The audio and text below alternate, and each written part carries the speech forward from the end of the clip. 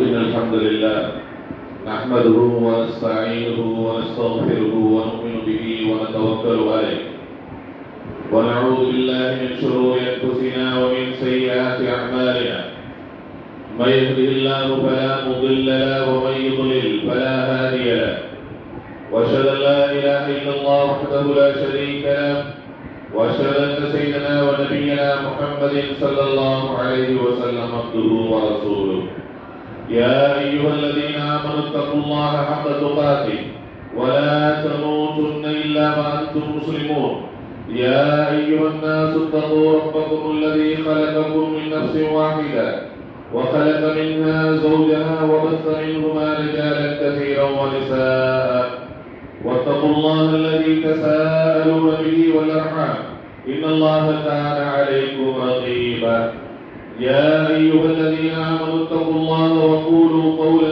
سديدا يصلح لكم أعمالكم ويغفر لكم ذنوبكم ومن يطع الله ورسوله فقد فاز فوزا عظيما أما بعد فإن أصدق الحديث كتاب الله وخير الهدي هدي محمد صلى الله عليه وسلم وشر الأمور محدثاتها وكل محدثة بدعة وكل بدعة ضلالة وكل ضلالة في النار.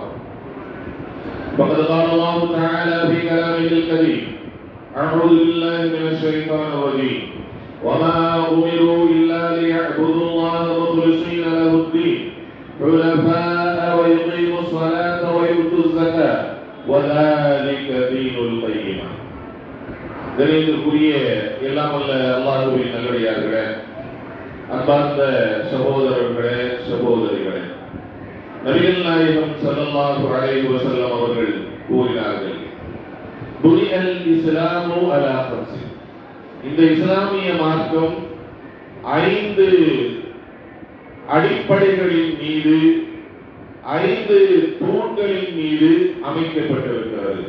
இந்த இஸ்லாத்தினுடைய அடிப்படையே 5 விஷயங்கள் தான் என்பதாக நபிகள் நாயகம் ஸல்லல்லாஹு அலைஹி வஸல்லம் அவர்கள் கூறிவிட்டு அதில் முதலாவதாக சொன்னார்கள், ஷஹாதத்து அல்லா இலாஹ இல்லல்லாஹ் வ அன்ன முஹம்மதர் ரசூலுல்லாஹ். வணக்கத்திற்குரியவன் அல்லாஹ்வை தவிர வேறு யாரும் இல்லை.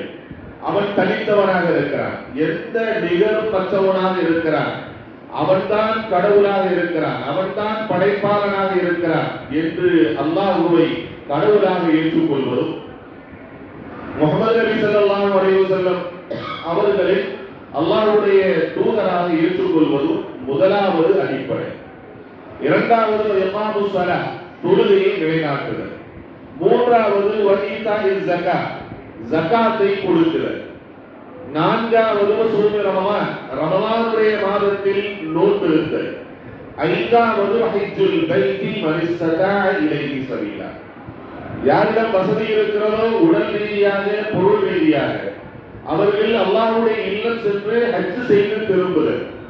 இந்த 5 அடிப்படைகளின் மீதுதான் இஸ்லாமிய மார்க்கம் அமைக்கப்பட்டிருக்கிறது என்பதாக நபிகள் நாயகம் ஸல்லல்லாஹு அலைஹி வஸல்லம் அவர்கள் சொல்லி காமித்திருப்பார்கள்.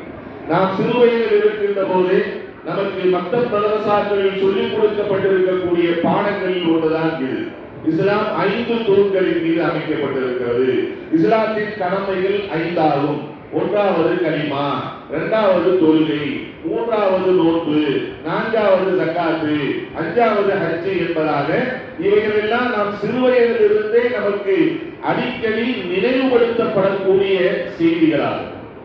ஆனால் இதில் கலிமாவை பற்றி நாம் புரிந்திருக்கிறோம். கலிமான என்ன? அல்லாஹ்வை வணக்கத்திற்குரியவனாக ஏற்றுக்கொள்ளுதல், லா இலாஹ இல்லல்லாஹ் முஹம்மதுர் ரசூலுல்லாஹ்.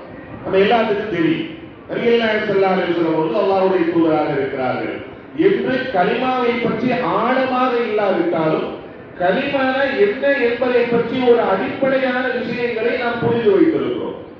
அடுத்ததாக இகாமு ஸலாத், தொழுகையை நிலைநாட்டுதல். இந்த தொழுகையை பற்றியும் ஓரளவு புரிந்து வைத்திருக்கிறோம்.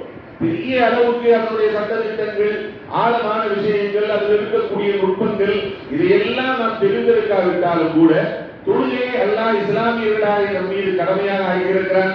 5 நேரம் ஒரு நாளைக்கு தொழுகணும் என்று அந்த எப்படி தொழ வேண்டும் என்கிற இந்த முறைகள் பற்றி ஓரளவு தொழுகையை பற்றி நாம் புரிந்து வைத்திருக்கிறோம். எந்த அளவுக்குன்னா அடுத்தவங்களுக்கு சொல்ற அளவுக்காக தெரிஞ்சு வச்சிருக்கோம். மூன்றாவது என்ன? சோம்பு ரமலான். ரமலானுடைய நோன்பை பற்றி புரிந்து வைத்திருக்கிறோம்.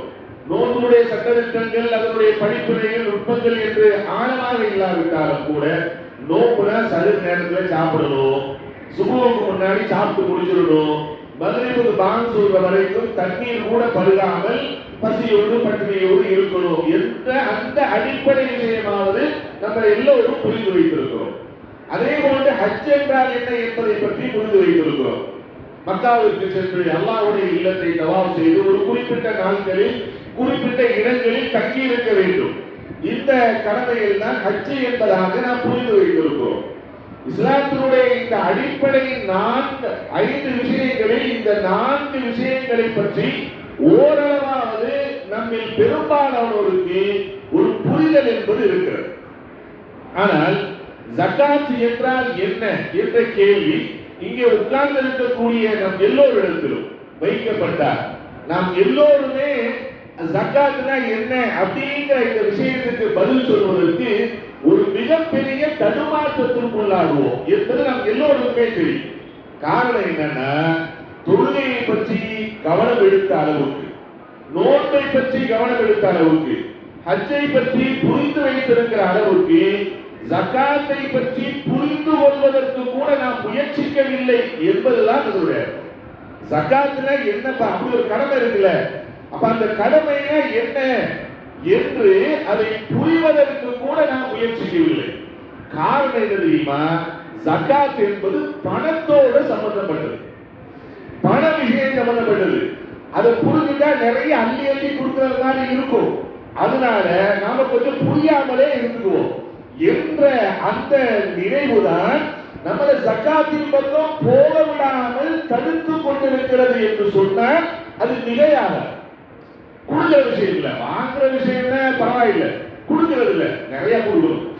அப்ப நாம என்ன செய்யலாம், சாத்தியமா வாங்க வர்றதா இருந்தா கொஞ்சம் உள்ள போய் சொல்லி incoming no outgoing. So இப்படித்தான் இப்படி நம்முடைய மனதை ஷைத்தான் கெடுத்து வைத்திருக்கிறார். கொடுத்தா குறைஞ்சு விடுவோம், கொடுத்தா குறைந்து போய்விடும். யாரு கொடுக்குற? எத்தனை பேருக்கு கொடுக்க முடியும்? ஊர்ல இருக்கிறவங்க அவங்க கொடுக்குறாங்க, இவங்க கொடுக்குறாங்க, ஏன் நீ மட்டும் கணக்கு பார்த்து கொடுக்கணும்னு நினைக்கிற? ஓ, நீ இப்படி கொடுக்குறீங்க, உன் பிள்ளைகளுக்கு யார் செலவழிக்கிறது, பின்னாடி வர பேர பேத்திகளுக்கு யாரு கொடுக்கிறது, இந்த வீடு கட்டணும், அது கட்டணும், இது இப்படி எல்லாம் சொல்லி சைத்தான் என்ன செய்திருக்கிறான் என்று சொன்னால் நம்மை பயமுறுத்தி வைத்திருக்கிறான். எதை கொண்டு தெரியுமா? ஏழ்மையை கொண்டு நம்மை பயமுறுத்தி வைத்திருக்கிறான். எதுல தெரியுமா? ஏழைகளுக்கு கொடுத்தால் குறைந்து விடும் என்கிற இந்த விஷயத்துல மட்டும்தான். கல்யாணத்துக்கு ஆடம்பரமா செலவழிக்க சொல்லுங்க, இந்த அவரு செலவழிச்சதை விட 50 லட்சம் செலவழிச்சிருக்காரு கல்யாணத்துக்கு.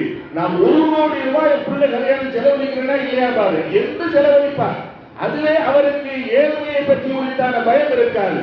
அநியாயமாக விரயமாக யாருக்கும் எந்த வகையிலும் உதவாத முறையில் வீணாக விரயமாக செலவழிக்கக்கூடிய விஷயத்தில் மிக தாராளமாக செலவழிக்கிறோம். கணக்கும் பார்ப்பதில்லை, அதற்கு எதுவும் பார்ப்பதில்லை. எந்த அளவுக்கு என்று சொன்னால் அந்த அநியாயத்தையும் வீண்விரயத்தையும் கடன் வாங்கி செலவழிப்பதற்கு கூட நாம் துணிந்து விடுகிறோம்.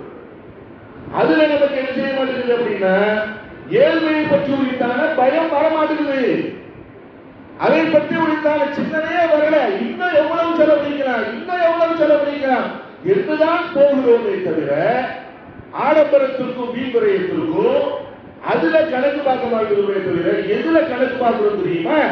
எது நான் அவசியம் கொடுத்தாக வேண்டும் என்கிற நிர்பந்தம் இருக்கிறதோ, சட்டம் இருக்கிறதோ, கடமை இருக்கிறதோ அதில் உட்கார்ந்து கணக்கு பார்த்து ஏழ்மைக்கு பயந்து அடுத்தவர்களை நாம் சாக்கு போட்டுக் கொண்டு என்ன செய்ய மாட்டேங்கிறோம்னா அந்த ஜகாத்தின் பக்கமே தலை வைக்காமல் இந்த சமூகம் இருக்கிறது என்பதுதான் மிகப்பெரிய ஒரு கவலையான விஷயம்.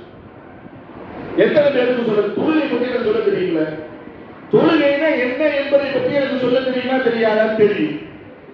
நோன்பை பற்றி எனக்கு சொல்ல தெரியும், ஹஜ்ஜை பற்றி சொல்ல தெரியும், ஜகாத்தை பற்றி கேட்டா ஏன் எனக்கு சொல்ல தெரியல? அப்படின்னா அதை நாம் இன்னும் புரிந்து கொள்வதற்கு கூட முயற்சி, அப்படி ஒரு கடமை இருக்குது என்பதை புரிந்து கொள்வதற்கு கூட முயற்சிக்கவில்லை.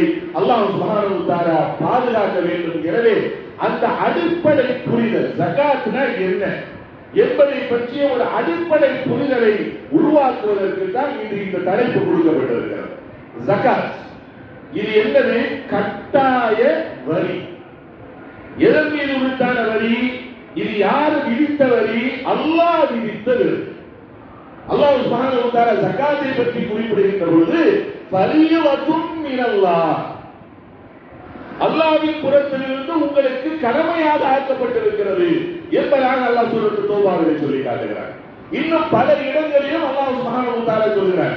சரி, ஜகாத் என்கிற இந்த கடமையை கடைசி உம்மத்தாக இருக்கக்கூடிய நமக்கு மட்டும்தான் அல்லாஹ் இதை விதித்திருக்கிறானா என்று சொன்னால் இல்லவே இல்லை. எல்லா சமூகத்திற்கும், இப்ராஹிம் அலைஹிஸ்ஸலாமுடைய சமூகமாகட்டும், மூசா அலைஹிஸ்ஸலாம் சமூகமாகட்டும், அதற்கு முன்னிருந்த சமூகமாகட்டும், எல்லா சமூகத்திற்கும் தொழிலை அல்லாஹ் எவ்வாறு கடமையாக ஆக்கியிருந்தாரோ அதை போன்று ஜகாத்தையும் அல்லாஹ் கடமையாக ஆக்கியிருக்கிறார். சூரத்து பையினாவிலே அல்லாஹ் குறிப்பிடுகிறார், வமா உமிரு இல்லா லியஅபுதுல்லாஹ முஹ்லிஸீன, அவர்கள் இதை கொண்டே தவிர ஏவப்படவில்லை. யாரை பற்றி சொல்கிறார்? நம்மளை பற்றி இல்லை, யூதர்களை பற்றி சொல்கிறார், நசராணிகளை பற்றி சொல்கிறார், நமக்கு முன்வாழ்ந்த சமூகத்தை பற்றி சொல்கிறார். அவர்கள் இதை கொண்டு ஏவப்பட்டார்கள். என்ன ஏவப்பட்டார்கள்? அல்லாஹுவை மட்டும்தான் வணங்க வேண்டும், அவன் கூட வேற யாரையும் வணங்கக்கூடாது என்பதை பற்றி ஏவப்பட்டார்கள். அதோடு மட்டுமல்ல, என்ன செய்தார்கள்? தொழிலை நிலைநாட்டுவதுபடி ஜகாத்தை கொடுக்கும்படியும் அவர்களுக்கு நாம் ஏவினோம். தாலிக தீனு கையிமா, இதுதான் உறுதியான மார்க்கத்தின் வழியாகும் என்று அல்லாஹ் சுப்ஹானஹு வ தஆலா சூரத்து பையினாவிலே சொல்லி காட்டுகிறார். அப்ப ஜகாத்ங்கிறது நமக்கு மட்டும், இந்த கடைசி உம்மத்துக்கு மட்டும் கடமையான கடமை இல்லை, எல்லா சமூகத்திற்கும் அல்லாஹ் சுப்ஹானஹு வ தஆலா ஜகாத்தை கடமையாக ஆக்கியிருக்கிறார் என்பது இந்த வசனம் இல்லை, இன்னும் பல வசனங்களின் மூலமாக அல்லாஹ் சுப்ஹானஹு வ தஆலா ஜகாத் எல்லா சமூகத்திற்கும் கடமைங்கிறதையும் அல்லாஹ் விவரித்து சொல்லி இருக்கிறார். அன்பார்ந்த சகோதர சகோதரிகள், இன்னொரு விஷயத்தை புரிந்து கொள்ள வேண்டும். குர்ஆன்ல தொழுகையை பற்றி அல்லாஹ் எங்கெல்லாம் சொல்கிறான் அங்கெல்லாம் எதையும் சேர்த்து அல்லாஹ் சொல்றாங்க தெரியுமா? ஜகாத்தையும் சேர்த்து தான் சொல்லுவார். குர்ஆனுடைய ஆரம்பத்தை நீங்கள் எடுத்துக் கொள்ளுங்கள். அலிஃப் லாம் மீம் தாலிகல் கிதாபு லா ரைப ஃபீஹி ஹுதல் லில் முத்தகீன். இந்த வேதம், இந்த வேதத்தில் எந்த சந்தேகமும் இல்லை, இது இறை எச்சமுடையவர்களுக்கு வழிகாட்டும் என்று சொல்லிவிட்டு அந்த இறை எச்சமுள்ளவர்கள் எப்பேற்பட்டவர்கள்? அல்லதீன யுமினூன பில் கைபி, அவர்கள் மறைவானவற்றை நம்புவார்கள். வயுகீமூன ஸலாத், தொழுகையை நிலைநாட்டுவார்கள். வ மிம்மா ரஸக்னாஹும் யுன்ஃபிகூன், நாம் அவர்களுக்கு எதை ரிஸ்காக கொடுத்தோமோ அதிலிருந்து கொஞ்சம் பகுதியை கொடுப்பாங்க. அது அல்லாஹ் எதை சொல்றான்? ஜகாத்தை தான் சொல்லி காட்டுகிறார். அல்லாஹ் குர்ஆன்ல நிறைய இடங்கள்ல இகாமு ஸலாத்தி வ ஈதாஉ ஸகாத், இகாமு ஸலாத்தி வ ஈதாஉ ஸகாத், தொழுகையை நிலைநாட்டுதல், ஜகாத்தை கொடுக்கிறது. நல்லவர்களை பற்றி அல்லாஹ் சொல்லுகின்ற பொழுது சொர்க்கத்திற்கு செல்லக்கூடியவர்கள், அந்த நல்ல முத்தகீன்களுடைய அடையாளத்தை பற்றி அல்லாஹ் சொல்லுகின்ற பொழுது தொழுகையை நிலைநாட்டுவார்கள், ஜகாத்தை கொடுப்பார்கள், தொழுகையை நிலைநாட்டுவார்கள், ஜகாத்தை கொடுப்பார்கள் என்று அல்லாஹ் தொழுகையும் ஜகாத்தையும் இணைத்தே தான் சொல்லுகிறார். நம்மில் பெரும்பாலானோர் தொழுகையாளிகளாக இருக்கிறோம், முசல்லியாக இருக்கிறோம். ஆனா என்னவா இல்லை தெரியுமா? முஸக்கியாக இல்லை, ஜகாத்து கொடுக்கக்கூடியவர்களாக இல்லை. நாம் என்ன நினைச்சிட்டு, நான் தொழுவேன், இது போதாதா, அவ்வளவுதான், ஜகாத்தெல்லாம் கொடுக்குவேன். அபூபக்கர் சித்திக் ரலியல்லாஹு தஆலா அன்ஹு அவர்கள் ஆட்சி பொறுப்பை ஏற்ற அந்த ஆரம்ப காலகட்டத்தில் ஒரு கூட்டம் இப்படித்தான் இருந்தார்கள். நாங்கள் தொழுவோம் ஆனால் ஜகாத்தை கொடுக்க மாட்டோம் என்று நின்ற அந்த சமூகத்தின் மீது அபூபக்கர் சித்திக் ரலியல்லாஹு தஆலா மிக பெரும் ஒரு போர் பிரகடனத்தை செய்தார்கள். வல்லதி நஃப்ஸு அபூபக்கரின் பியதி, யாருடைய கையில் இந்த அபூபக்கரின் உயிர் இருக்கிறது அவன் மீது சத்தியமாக, வலனுஜாஹிதன்ன, நாம் திண்ணமாக போர் செய்வோம், மன் ஃபர்ரக பைன ஸலாத்தி வஸ்ஸகா, யார் தொழுவேன் ஜகாத்து கொடுக்க மாட்டேன் என்று தொழுகையும் ஜகாத்தையும் தனித்தனியாக பிரிக்கிறாரோ, அல்லாஹ் தொழுகையும் ஜகாத்தையும் ஒன்றாக சேர்த்து கூறியிருக்க, யார் தொழுகையும் ஜகாத்தையும் தனியாக பிரிக்கிறாரோ அவர்களின் மீது திண்ணமாக நாங்கள் போர் தொடுத்தே தீர்வோம் என்று நபிகள் அபூபக்கர் ஸித்தீக் அவர்கள் சொல்லியிருக்கிறார். அதோடு மட்டுமல்ல, யாராகிலும் ஒருவர் ஸல்லல்லாஹு அலைஹி வஸல்லம் அவர்கள் உயிரோடு இருந்த காலகட்டத்தில் அவருக்கு ஜகாத்துடைய அளவு ஒரு ஒட்டகத்தை கட்டுகிற கயல் தான் அவருக்கு கொடுக்க வேண்டிய நிலைமை இருந்தது. அதை அவர் கொடுத்து கொண்டு வந்தார். லவ் மனஊனி உகாரா, அந்த கயிற்றை தரமாட்டேன் என்பதாக என்னிடத்தில் அவர் சொன்னார், அவரிடத்திலும் நான் போர் செய்கிறேன். அப்படி என்றால் என்ன விஷயம்? கொஞ்சம் தான் ஜகாத்து கொடுத்து இருந்தாரு, அவர் கொடுக்க வேண்டிய அளவு அவ்வளவுதான் இருந்துச்சு. அதை நான் தரமாட்டேன்னு ஏன் சொன்னாருங்க, அவர் மீது கண்டிப்பாக நான் போர் தொடுத்தே தீருவேன் என்பதாக அபூபக்கர் ஸித்தீக் ரலியல்லாஹு தஆலா அவர்கள் போர் தொடுத்திருக்கிறார்கள். சொல்லப்பட்டிருக்கையில ஒரு மிக பெரும் படையை அனுப்பி ஜகாத்தை கொடுக்காதவர்களுக்கு மத்தியில போர் செய்திருக்கிறார்கள். மீண்டும் அவர்கள் ஜகாத்தை ஒத்துக்கொள்ளும் வரை போர் செய்திருக்கிறார்கள். அப்படி என்றால் ஜகாத்திற்கு எவ்வளவு பெரிய முக்கியத்துவம் இருக்கிறது என்பதை பற்றி நாம் உணர கடமைப்பட்டிருக்கிறோம் சகோதரர்களே. சரி, ஜகாத்து யாரின் மீது கடமையாகும்? இதுதான் இங்க விஷயம். ஹஜ் யார் மேல கடமை? மக்காவிற்கு சென்று திரும்புகின்ற வரைக்கும் உள்ள செலவீனங்கள் செலவழிப்பதற்கான ஆற்றலும் உடல் ஆற்றலும் யாருக்கு இருக்கிறதோ அவர்கள் மீது ஹஜ் கடமை. தொழுகை யாரின் மீது கடமை?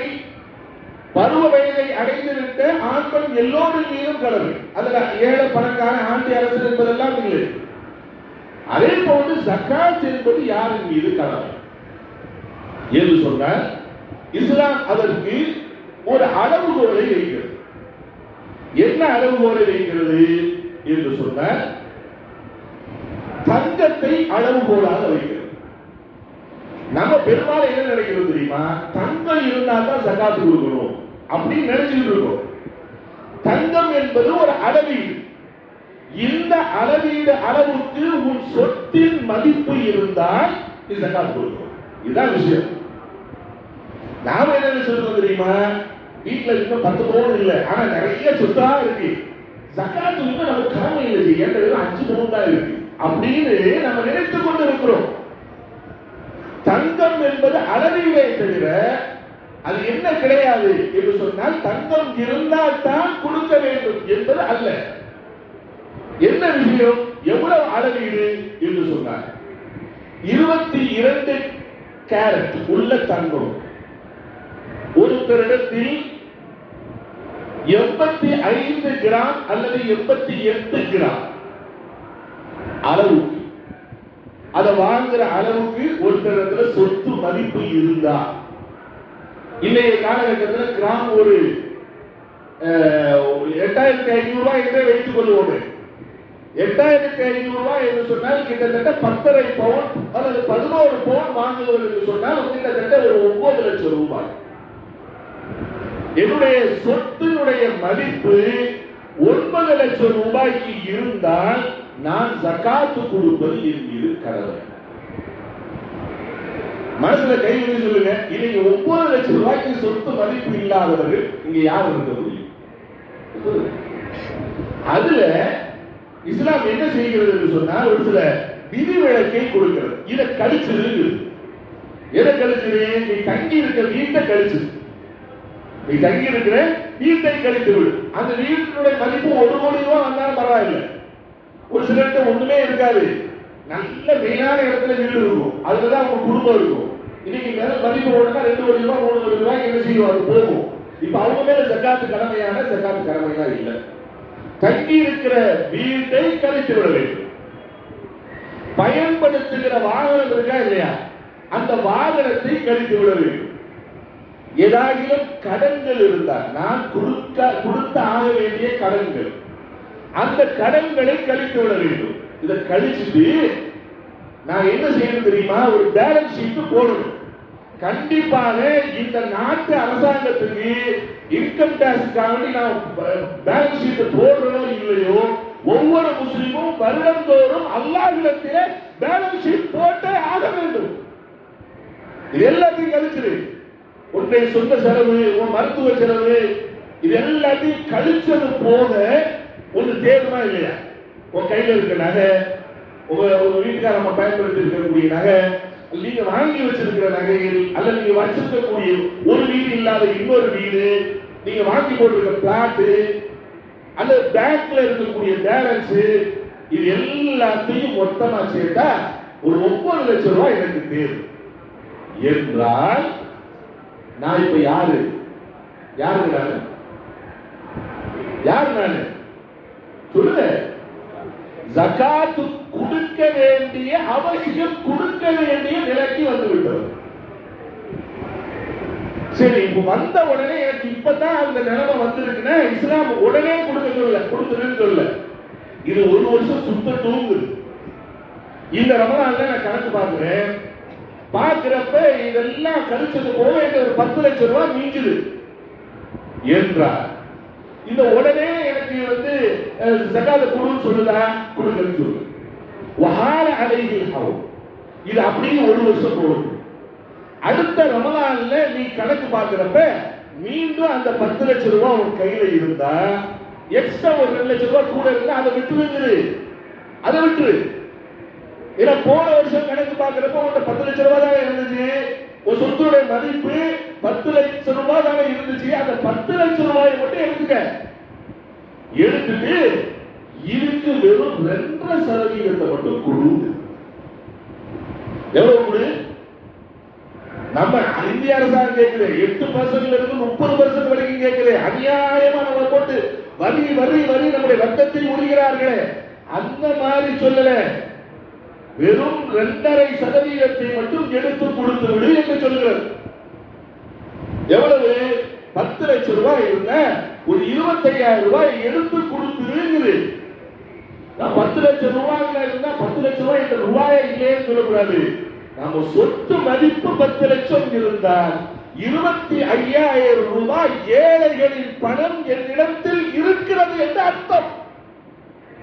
அல்லாஹ் சொல்லியிருக்கிற ஹக்கு, அவர்களுடைய ஏழைகளின் ஹக்கு என்று அல்லாஹ் குறிப்பிடுகிறார். ஜகாத்துடைய பொருள் ஏழைகளின் சொத்து, அது ஏழைகளுக்கு போய் சேர வேண்டிய சொத்து, அது அந்த சொத்து என்னிடத்தில் 25,000 ரூபாய் இருக்கிறது என்று அல்லாஹ் சொல்கிறார். இதை கணக்கிட்டு தள்ளி விட்டுலாம் போக முடியாது. நான் கொடுத்தே ஆக வேண்டும். நம்மள பெரும்பாலும் என்ன நினைக்கிறது தெரியுமா? சக்காத்து ஒண்ணு அவர் இந்த ஏழைகளுக்கு காலையில இதுக்கு முன்னாடி அல்ல பெருநாளைக்கு முன்னாடி ஒரு 100 ரூபாய் நோட்டா மாத்தி வச்சு எல்லாத்துக்கும் 100 ரூபாய் கொடுத்து போற பார்த்தீங்களா? கொடுத்தவங்க என்ன சக்காத்து கொடுத்தாரு. இது பேர் சக்காத். இதை எல்லாம் சக்காத்துன்னு சொல்லல. அல்ல ஜக்காத்துல் ஃபித்ர் என்பதாக நோன்பு வைத்தவர்கள் கொடுக்கக்கூடிய 2 கிலோ அரிசி வாங்கி கொடுக்கிறோமே, அதையெல்லாம் ஜக்காத்தாக குறிப்பிடவில்லை. சொத்துக்கு வரி. நீ வைத்திருக்கும் தங்கம், வெள்ளி, உன் இடம், நீ வேற என்னெல்லாம் வச்சிருக்கிறையோ அந்த சொத்து, இது எல்லாத்தையும் கணக்கிட்டு அந்த கணக்கிடப்பட்ட சொத்துக்கு நீ கொடுக்க வேண்டிய கட்டாய வரி என்று சொல்கிறான். தர்மத்தை பொறுத்த வரைக்கும் நீங்க விரும்பினா கொடுக்கலாம், விரும்பாட்டி போயிடலாம், ஒன்றும் பிரச்சனை இல்லை. அல்ல தண்டிக்க போறது இல்லை. ஒரு ஏழை கேட்கிறார், ஐயா எனக்கு தேவைப்படுது அப்படிங்கிறார். நான் விரும்பினா கொடுக்குறேன், இல்லாட்டி போயிடலாம். அது அல்ல என்ற ஏன்பா கொடுக்கலன்னு கேட்பான். அதுக்காக தண்டனை கொடுக்க மாட்டான். ஆனால் இந்த சொத்து வரி இருக்கா இல்லையா, இதை நான் கணக்கிட்டு கொடுக்காவிட்டால் அல்லாஹ் கேள்வியும் கேட்பான், தண்டனையும் கொடுப்பான். அல்லாஹ் சுப்ஹானஹு வ தஆலா சொல்லுகின்ற போது அப்படிதான் சொல்கிறான். வல்லதீன யக்ரிஸூன ذهب والفضة, யார் தங்கத்தையும் வெள்ளியையும் சேமித்து வைத்துக் கொண்டு லா யுன்ஃபிகூ ஃபீ ஸபீலில்லாஹ், அல்லாஹ்வுடைய பாதையில் எதை அள்ளி கொடுக்க வேண்டுமோ அதை கொடுக்காமல் இருக்கிறார்களோ அவர்களுக்கு வபஷ்ஷிருஹும் பிஅதாபின் அலீம், நபியே அவர்களுக்கு நோவினை தருகிற வேதனை இருக்கிறது என்பதை கொண்டு அவர்களுக்கு சுப செய்தி சொல்லுங்கள். நான் ரெடியா வச்சிருக்கேன், வரட்டும். கணக்கு காட்டாம இருக்கேன், எனக்கு தெரியாத கணக்கு, ஒரு சொத்து கணக்கு எனக்கு தெரியும், நீ எவ்வளவு கொடுக்கணும் எனக்கு தெரியும், எல்லாத்தையும் ரப்ப கணக்கு போட்டு வச்சிருப்பான். இந்த கணக்கு போட்டு நாம இங்க கொடுக்காட்டி அல்லாஹ் அங்க கணக்கு காட்டுவான். இவ்வளவு கொடுக்க வேண்டி இருந்ததை ஏன் கொடுக்கலன்னு கேட்பான். கொடுக்காம வந்தா என்ன செய்வான் தெரியுமா? அதையும் அல்லாஹ் சொல்லிட்டார். யௌம யுஹ்மா அலைஹிம், நாளை மறுமையில் இவர் சேமித்து வைத்திருந்த தங்கத்தையும் வெள்ளியும் சொத்தையும் போட்டு அல்லாஹ் அதை நரகத்தில் போட்டு பாலாக ஆக்கி நெத்தியில சூடு போடுவான், விழாவில் சூடு போடுவான், முதுகில் சூடு போடுவான். சூடு போட்டு விட்டு சொல்லுவான், ஆதாமா கனசு, இதான் நீ சேர்த்து வச்சது. அந்த தங்கமும் வெள்ளியும் சொத்தும் கொடுக்கிற சுகத்தை நீ சுகித்து பார்த்துக் கொள் என்பதாக அல்லாஹ் சுப்ஹானஹு வ தஆலா அவர்களுக்கு வேதனை கொடுக்கப்படும் என்பதாக அல்லாஹ் சுப்ஹானஹு வ தஆலா சொல்லி காட்டுகிறார். இது எப்படி சும்மா ஒரு தடவை சூடு விட்டு விட்டுவானே?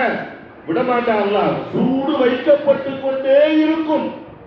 இது ஒரு வகையான வேதனை. இன்னொரு வகையில் அல்லாஹ் சொல்கிறார், வலா யஹ்ஸபன்னல்லதீன யப்கலூன ஃபீ அம்ரிமா ஆதாஹுமுல்லாஹ், அல்லாஹ் அவர்களுக்கு சொத்தாக சுகமாக கொடுத்த அந்த விஷயங்களை நல்ல முறையில் அனுபவித்துக் கொண்டு அல்லாஹ்வுடைய பாதையில் தர்மம் அல்ல ஜகாத்தை கொடுக்காமல் எவர்கள் கஞ்சத்தனம் பிடித்துக் கொண்டார்களோ அவர்கள் நினைக்க வேண்டாம் அன்னஹா கைருல்லஹு, அது அவங்களுக்கு நல்லதுன்னு நினைக்க வேண்டாம். பல் ஹுவ ஷர்ருல்லஹு, அவர்களுக்கு திண்ணமாக அது தீங்கை விளைவிக்கக்கூடிய விஷயம் தான். என்ன செய்யும் தெரியுமா? அவர்களது சொத்துக்களை பாம்பாக மாற்றி அவர்களுக்கு மாலையிடுவோம். அந்த பாம்பின் தன் விஷத்தால் அவர்களை தீண்டிக் கொண்டே இருக்கும் என்பதாக அல்லாஹ் குர்ஆனில் சொல்லி காட்டுகிறார். நபிகள் நாயகம் ஸல்லல்லாஹு அலைஹி வஸல்லம் அவர்கள் அந்த பாம்பினுடைய விஷத்தை பற்றி விவரித்து சொல்லி இருக்கிறார்கள். அவ்வளவு கொடுமையான வேதனை அவர்களுக்கு கொடுக்கப்படும் என்பதாக நபிகள் நாயகம் ஸல்லல்லாஹு அலைஹி வஸல்லம் அவர்கள் சொல்லி காமித்திருக்கிறார்கள். எதுக்கு?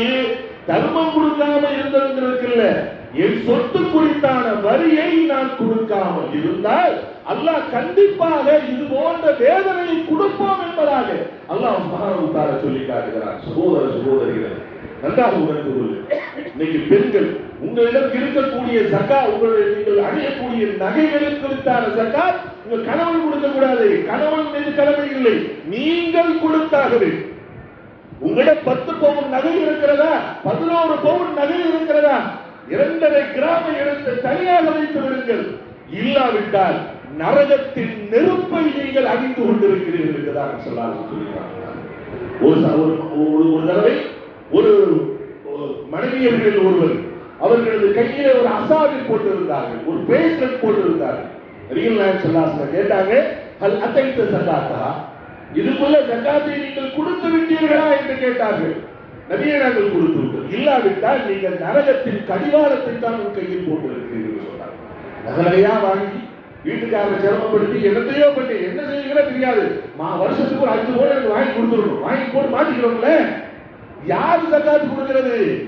ஜகாத்து கொடுத்து நாம் நினைக்கலாம், ஆனால் அல்லாஹ்வுடைய பார்வையிலே இவை அனைத்தும் நரகத்தின் கங்குகளாகத்தான் அல்லாஹ் சுப்ஹானஹு வ தஆலா போட்டுக் கொண்டிருக்கிறார். இதை நாம் பெண்களாகி நீங்கள் விளங்கிக் கொள்ள வேண்டும். அதை கண்டிப்பாக ஜகாத்தாக கொடுத்து விடுகின்ற ஒரு மனப்பக்குவத்தை உறுதிப்பாட்டை இருக்கும். கண்டிப்பாக கொடுக்க வேண்டும், தப்பட முடியாது. நல்ல விலை கூட எத்தனை விஷயங்களை கழிவுகளை நாம் விட்டுக் கொள்கிறோம். எல்லாத்துக்கும் புரிகிற ஒரு உதாரணம் தான், கோழி கடையில போய் கோழி வாங்கணும், உயிர் கோழி தான் வாங்கணும். வாங்குறோமா இல்லையா? சரி, எத்தனை கிலோ? 2 கிலோ இடையே போட்டாச்சு, நிறுத்தாச்சு. வீட்டுக்கு வர்றப்ப எவ்வளவுதான் இருக்கிறது? 1 கிலோவுக்கு 300 கிராம் கழிவு போயிடும். அவங்க 600 கிராம் போயிடும். நாம எவ்வளவுக்கு சேர்த்து காசு கொடுக்கிறோம்? 2 கிலோவுக்கு சேர்த்து காசு கொடுக்கிறோம். வீட்டுக்கு வாங்கிட்டு வருவது 1 கிலோவும் 400 கிராம் கறியும், சுத்தமான கறி வாங்கி கழிவு எனக்கு வேணும். அப்ப நல்ல நான் கழிவுக்கும் சேர்த்துதான் காசு கொடுக்கிறேன். என்னிடம் இருந்து எதை நான் அனுபவிக்க போறேனோ அவை அனைத்திலும் கழிவு இருக்கிறது. நான் வெங்காயம் வாங்கினாலும் சரி, கத்திரிக்காய் வாங்கினாலும் சரி, என்ன வாங்கினாலும் அதை நான் பயன்படுத்துவதற்கு முன்பாக அதிலிருந்து ஒரு கழிவு என்பது போய்த்தான் தீரும். இது நியதி. அந்த கழிவுகளை எல்லாம் ஒத்துக்கொள்ளுகின்றன, அந்த கழிவுகளுக்கும் சேர்த்து காசு கொடுக்கக்கூடியன. அல்லாஹ் ரப்பல் ஆலமீன் யாரோ ஒருவனை ஏழையாக ஆக்கிவிட்டு என்னை அல்லாஹ் பணக்காரனாக வைத்திருக்கிறான் அல்லவா? யாரோ ஒருவனை கை நீட்ட வைத்து விட்டு அல்லாஹ் என்னை கொடுக்கின்ற நிலைமையில் உட்கார வைத்திருக்கிறான் அல்லவா? ஏன் நான் அல்லாஹ்வுக்கு பக்கத்து வீட்டுக்காரனா, இல்ல அல்லாஹ்வுக்கு மாமனா வச்சானா, அல்ல அல்லாஹ்வுக்கு என்னடா? எனக்கு மட்டும் ஏன் அல்லாஹ் வசதியை கொடுக்க வேண்டும்? எனக்கு மட்டும் ஏன் அல்லாஹ் சுப்ஹானஹு வ தஆலா சுகத்தை கொடுக்க வேண்டும்? எனக்கு மட்டும் ஏன் வீடு வாசல் என்று எல்லா வசதிகளையும் அல்லாஹ் ஏற்படுத்தி கொடுக்க வேண்டும்? அல்லாஹ் கொடுத்திருக்கிறார். ذَلِكَ فَضْلُ اللَّهِ يُؤْتِيهِ مَن يَشَاءُ. அல்லாஹ் விரும்பக்கூடியவர்களுக்கு அல்லாஹ் கொடுக்கிறாங்க. கொடுக்கப்பட்ட நமக்கு ஒரு கடமை இருக்கிறது, அந்த ஜகாத்தை கொடுக்க வேண்டிய கடமை. எனவே இந்த அடிப்படை புரிதலை புரிந்து கொள்ளுங்கள். ஜகாத் என்பது ஒரு சில மக்கள் என்ன செய்யறாங்க தெரியுமா? வருஷம் வருஷம் உம்ரா போயிட்டு வந்தா ஜகாத் கொடுத்தது மாதிரி ஆகி போச்சு நினைக்கணும். உம்ரா போன ஜகாத் கழிச்சிருமா? கிடையாது. வருஷம் வருஷம் ஹஜ்ஜுக்கு போயிட்டு வந்தா கழிச்சிருமா? கிடையாது. இந்த ஏழை குமருக்கு என்னத்தையோ ஒண்ணு ஒரு 5000 ரூபாய் 10,000 ரூபாய் கொடுத்தா ஜகாத் கொடுத்துருமா? முடியாது. சொத்த கணக்கு போடணும். வருஷம் வருஷம் பேலன்ஸ் ஷீட் எடுக்கணும். அந்த அளவுக்கு என்னிடத்தில் சொத்து இருந்தால் இன்றைக்கு தங்கத்தின் விலை மதிப்பின்படி கிட்டத்தட்ட 9 லட்சம் ரூபாயினுடைய சொத்து மதிப்பு இருந்தால் நான் முஸக்கியாக ஜகாத் கொடுப்பதற்கு தகுதி உள்ளவனாக நான் ஆகிவிட்டேன் என்பதை உணர்ந்து கொள்ள வேண்டும். அதற்கான அளவு என்ன? 2.5%. 100க்கு 1 40க்கு 1 என்ற அடிப்படை அல்லாஹ் சுப்ஹானஹு வ தஆலா நமக்கு கடமையாக ஆக்கியிருக்கிறார். எனவே இந்த அடிப்படை புரிதலை வைத்து இன்று உட்கார்ந்து ஜகாத் கணக்கு பாருங்க, கடன் எழுதுங்க. இஸ்லாமிய மார்க்கம் ஒரு முக்மியை ஒரு தினாராக வளர்க்க விரும்பவில்லை. சும்மா கண்டபடி செலவழிக்கிற ஏதோ வருது எனத்தே போகுது அப்படின்னு செலவழிக்க சொல்ல. கணக்கு பாருங்கள் இஸ்லாம். நீ செலவழிக்கிற ஒவ்வொரு நயா பைசா எழுதி வைத்துக்கொள். உன் செலவு கணக்கிலே வீண் விரைவு வரக்கூடாது, அனாவசியமான செலவுகள் வந்துவிடக் கூடாது. அது எல்லாம் எழுதி வைத்து உன் மருத்துவ செலவு, உன் வீட்டு செலவு, உன் பிள்ளைகளுக்கு செலவழித்த செலவு, உன் குடும்பத்திற்கு நீ கொடுத்த செலவு எல்லாத்தையும் கடிச்சது போக மீதம் இருக்கக்கூடிய சொத்தின் மதிப்பு இன்றைய தங்கத்தின் கணக்கின்படி 9 லட்சம் ரூபாய் சொத்து மதிப்பு இருந்தால் நான் ஜகாத் கொடுத்தே ஆக வேண்டும். 10 லட்சம் ரூபாய் இருந்தால் 25,000 ரூபாய் எடுத்து தனியா வச்சிடணும் என்பது என்னுடைய சொல்லல்ல. நம்மை படைத்து பரிபாலிக்கக்கூடிய ரப்புல் ஆலமீன் நமக்கு கற்பித்திருக்கக்கூடிய கட்டளை என்பதை புரிந்து ஜகாத்தை நிறைவேற்றக்கூடிய விஷயத்தில் முன்வந்தவர்களாக இது போன்று இருக்கக்கூடிய எல்லோரும் முன்வந்து விட்டார்.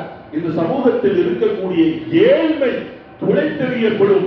அல்லாஹ் சுப்ஹானஹு வ தஆலா நம்ம கொடுக்கக்கூடியவர்களுக்கு அல்லாஹ் சொல்றார், நீ ஒண்ணு கொடு, நான் 1க்கு 10 இல்ல, அது தொழுக நோம்புதான்.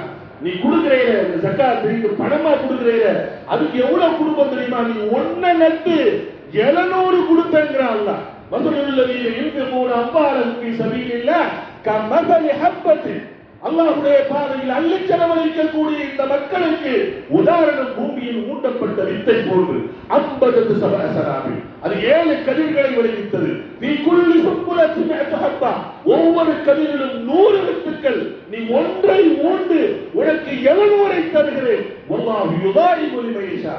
அல்லாஹ் தான் நாடக்கூடியவர்களுக்கு 700 அல்ல, 7,000 அல்ல, 7 லட்சம் அல்ல, 7 கோடி அல்ல, 7 மில்லியன் அல்ல, கணக்கு கொடுக்க பார்க்க முடியாத அளவுக்கு அல்லாஹ் உங்களுக்கு அதிகரித்து கொடுப்பார் என்று சொத்தின் அதிபதி, செல்வத்தின் அதிபதி, இந்த உலகம் வானம் பூமி அனைத்தினுடைய இரட்சகன் அல்லாஹ் சுப்ஹானஹு வ தஆலா நமக்கு வாக்கு கொடுக்கிறார். எனவே ஷைத்தான் காட்டுகின்ற அந்த ஏழ்மைத்தனத்தின் பயத்தை வைத்து நம் மீது இருக்கக்கூடிய ஜகாத்தின் கடமையை நாம் விட்டுவிட்டு அல்லாஹ்விடத்தில் குற்றவாளியாக நாம் ஆகிவிடக் கூடாது. அல்லாஹ்வின் கட்டளையை நிறைவேற்றுகிற நல்ல மக்களாக ஆகுவதற்கு நாம் முயற்சிப்போம். அல்லாஹ் சுப்ஹானஹு வ தஆலா எந்த மக்கள் ஜகாத்தை கொண்டு அல்லாஹ்விடத்தில் நெருக்கத்தை அடைந்து கொண்டார்களோ அப்பேற்பட்ட நல்ல மக்களாக அல்லாஹ் நம் அனைவர்களையும் ஆக்கி அருள்வானாக. வாஹிரு தஅவானா அல்ஹம்துலில்லாஹி ரப்பில் ஆலமீன்.